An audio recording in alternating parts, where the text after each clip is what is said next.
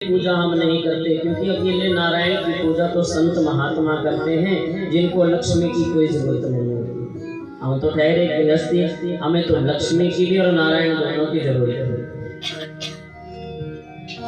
और मैं आपसे निवेदन करूं, घर में लक्ष्मी और नारायण की अगर पूजा करनी हो तो कभी अलग अलग ना करें,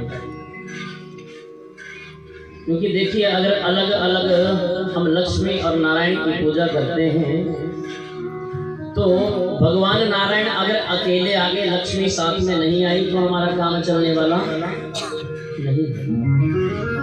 और अगर लक्ष्मी की ही पूजा की तो लक्ष्मी अगर अकेली आई तो देखिए जब भी लक्ष्मी नारायण के साथ आती है किसी के घर में तो नारायण का वाहन क्या है,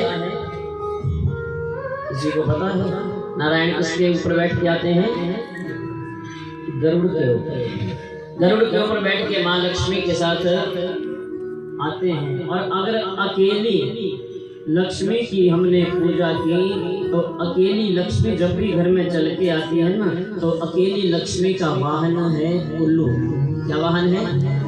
उल्लू। और उल्लू कब चलता है?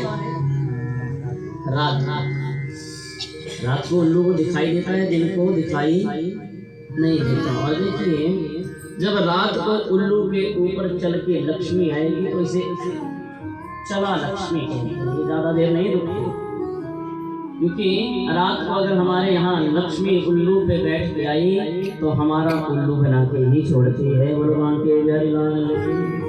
और हमारा उल्लू बना के कहाँ चली जाती है? अपने नारायण के पास। इसलिए लक्ष्मी सदैव नारायण की है। भगवान ने आज रुक्मणी के साथ विवाह किया है। अब देखिए भगवान के पूरे विवाह तो हुए हैं 16,108,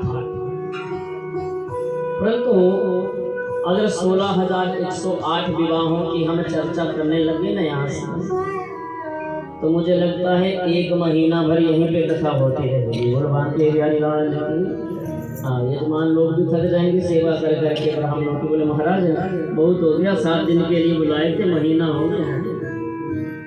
तो संक्षिप्त में हम भगवान के विवाहों की चर्चा करेंगे।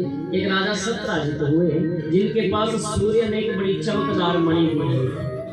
सूर्य से इनके मित्र थे तो उस चमकदार मणि को दिया और मणि को देने के बाद सत्राजित राजा उस मणि को अपने गले में धारण करके एक बार द्वारिका गया जहाँ भगवान विष्णु भगवान श्री कृष्ण रहते हैं। तो सत्राजित के गले में जब मणि देखी ना द्वारिकावासियों ने तो द्वारिकावासी भगवान कृष्ण के पास गए, बोले प्रभु ये मणि अगर आपके गले में हो जाए ना तो आनंद आ जाए। बोले क्या मतलब? बोले इसका प्रकाश ही इतना है। और उस मणि की एक खास बात थी, प्रतिदिन 8 भार सोना वो मणि देती थी। कितना सोना देती थी? 8 भार सोना। भगवान के बिहारी लाल 8 भार सोने का मतलब 1 भार 200 ग्राम का होगा, तो प्रतिदिन 1 किलो 600 ग्राम सोना देती थी। तो द्वारिकाधीश में के साथ बात की द्वारिकावासियों ने कि आप अपने गले में इस मणि को धारण कीजिए। तो द्वारिकावासियों के कहने पर भगवान जो है